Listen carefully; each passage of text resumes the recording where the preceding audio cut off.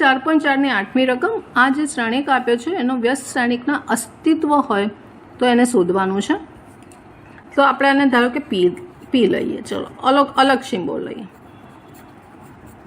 તો મોડ પી શોધવાનું થશે આપણને, એટલે મોડ પી અહીંયા શોધીશું। એટલે કે પી શ્રેણિકના નિર્ણાયકનું મૂલ્ય જો શૂન્ય નથી તો જ એનું અસ્તિત્વ છે, એટલે આને શોધીશું। એટલે 1 અંદર -3 આવશે, બીજા બધા 0 થઈ જશે, એટલે mod P -3 is not equal to 0, કારણ કે આ બે શૂન્ય જ છે।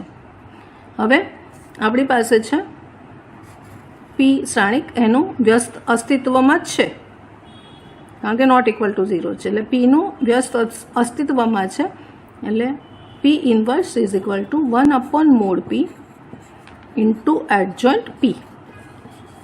હવે એડજોઇન્ટ પીની જરૂર છે, એના માટે 9 ઘટકના સહઅવયવ જોઈશે। તો 9 ઘટકો અહીંયા આપણે પહેલાં લખી લેવાના, ઊભા જ લખી લેવાના, એટલે ભૂલો ઓછી પડશે અને તમે સ્પીડમાં કરી શકશો, કારણ કે આ દાખલો 4 માર્ક્સનો ને એમ આપણે પૂછાય છે બોર્ડમાં।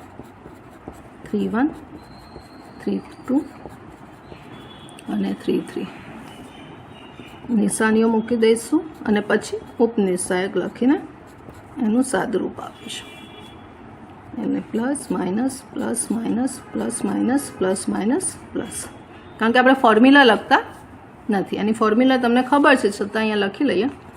AIJ ઇઝ ઇક્વલ ટુ -1 હાર વત્તા સ્તંભનો સરવાળો અને ઉપનિર્ણાયક।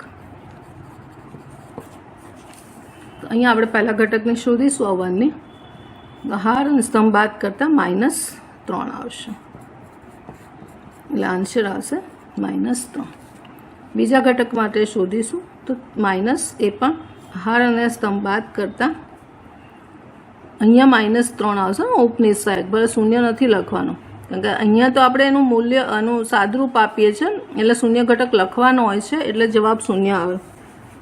અહીંયા શૂન્ય નથી લેવાનું, ઉપનિર્ણાયક શૂન્ય ઘટક છે એનો ઉપનિર્ણાયક છે, આ સ્તંભને બાદ કરતાં -3 આવશે, -3 જવાબ આવશે એનો પ્લસ। પછી આ ઘટક માટે લઈશું તો 3 દુ 6 અને -5 તરી 15, એટલે અહીંયા લખવું હોય તો લખાય 6 અને -15, ડાયરેક્ટ તમને ના આવડે એટલે અહીંયા જવાબ શું વધશે, 6 જશે તો -9 આવશે। આ થયું આપણો R1। હવે R2ના ઘટકો લઈ લઈએ, 3 આ બાદ કરશું તો આ શૂન્ય એટલે અહીંયા શૂન્ય આવશે। બીજો ઘટકમાં લઈએ, આને બાદ કરતાં -1 અને આ શૂન્ય આવશે। ત્રીજો ઘટક લઈએ તો આ અને આ બાદ કરતાં 2 આવશે, આ શૂન્ય થઈ જશે, આ થઈ ગઈ બીજી હાર। ત્રીજી હાર લઈ લઈએ 5, તો 2 શૂન્ય છે, પછી 2 માટે લઈએ આ અને આ, તો એ પણ શૂન્ય છે, અને છેલ્લા ઘટક માટે લઈ લઈએ તો 3 આવે છે, આ થઈ ગયો R3।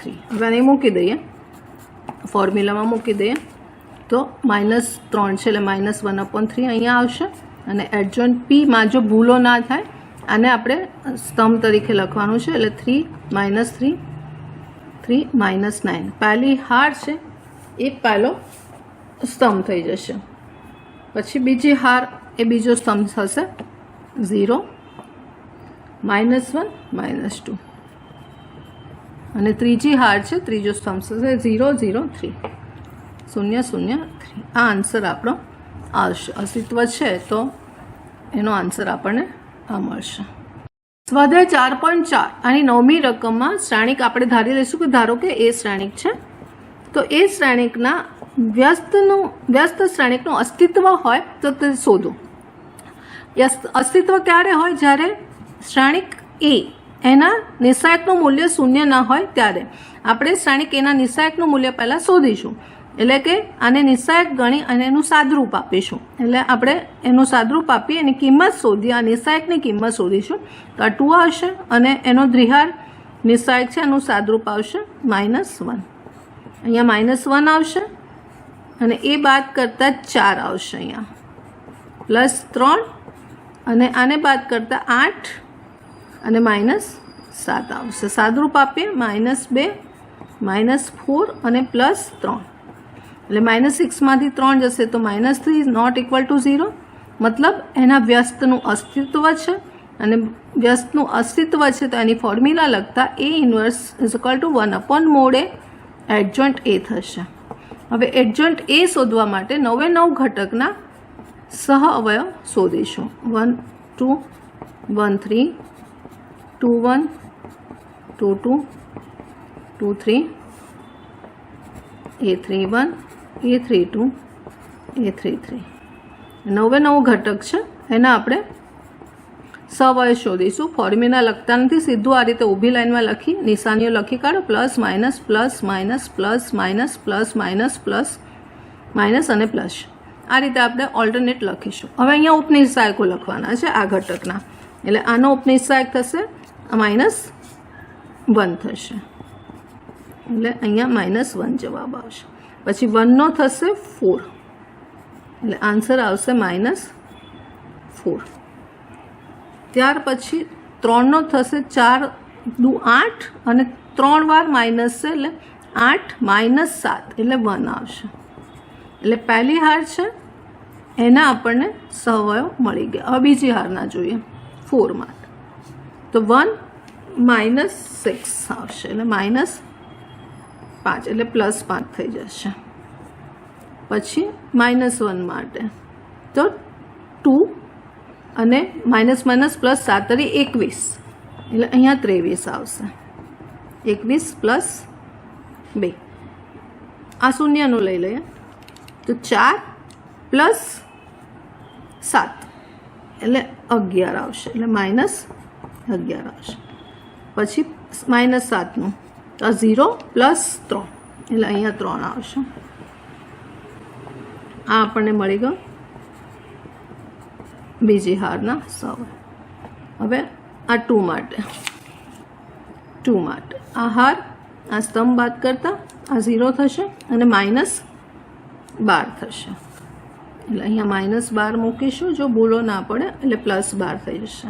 અને છેલ્લા ઘટકનું 1નું લઈ લઈએ તો -2 અને -4 એટલે -6 થશે એટલે અહીંયા આવશે -6 એટલે અહીંયા -6 આવશે. આ આવશે ત્રીજી હારના સહઅવયવ. હવે આપણે આમાં લખીશું તો મોડ A છે -3 એટલે અહીંયા લખીશે -1/3 અને એડજોઇન્ટ A લખવાનો છે એટલે જે પહેલી હાર છે પહેલા સ્તંભમાં લખીશું એટલે -1 -4 અને 1.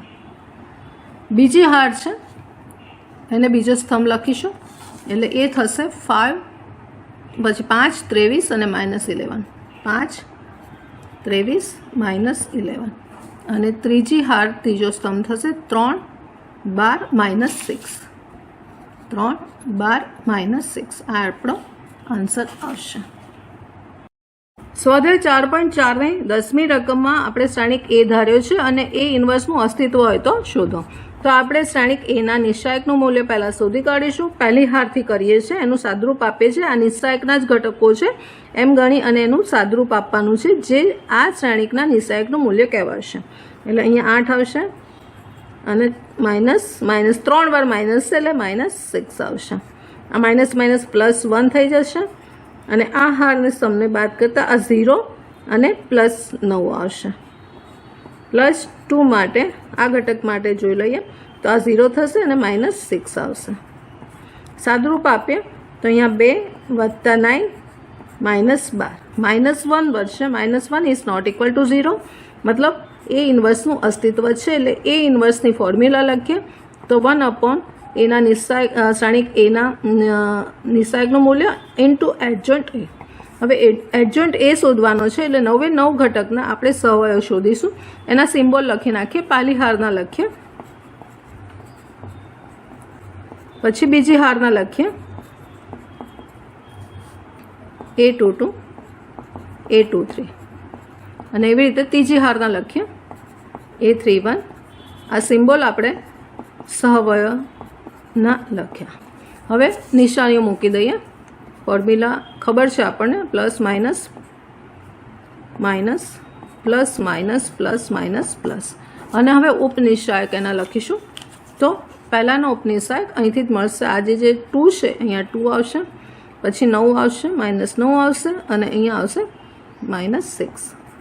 એટલે પહેલી હારના સહવયો મળશે 2 -9 -6 આવશે. એવી રીતે બીજી હારના શોધીશું આપણે. તો આ શૂન્યના શોધીશું. હાર અને સ્તંભ બાદ કરતાં -4 અને માઇનસ +4 એટલે અહીંયા શૂન્ય આવશે. પછી 2 માટે કરીશું. તો આ હારને બાદ કરતાં આ 4 -6 એટલે -2 આવશે. અને ત્રીજાનું જોઈ લઈએ. તો આ હારને આ બાદ કરતાં -2 અને +3 એટલે -1 આવશે. પછી ત્રીજાનું જોઈ લે, ત્રીજી હારના 3 માટે એટલે -+3 અને -4 એટલે -1 આવશે અહીંયા પણ. આ બીજી હારના, આ પહેલી હારના.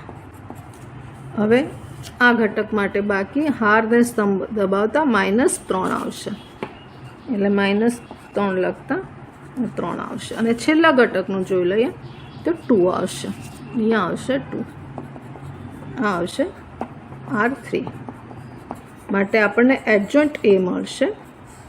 પહેલી હારના સહવયોને સ્તંભમાં, પહેલા સ્તંભમાં લખીશું. પહેલા સ્તંભમાં 2 -9 -6. બીજી હારના સહવયોને બીજા સ્તંભમાં 0 -2 -1. અને ત્રીજી હારના ત્રીજા સ્તંભમાં -1 3 અને 2.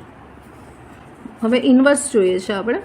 માટે A ઇન્વર્સ બરાબર 1/mod A into adjoint A. હવે આનું મૂલ્ય -1 છે. -1 અહીંયા લખીશું અને પાછો એડજોઇન્ટ A લખી કાઢીએ.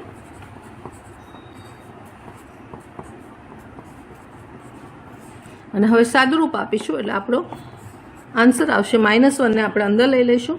એટલે પહેલો સ્તંભ આવશે -2 9 6. બીજો સ્તંભ આવશે 0 2 1. અને ત્રીજો સ્તંભ આવશે 1 -3 અને -2. આ આન્સર આપણો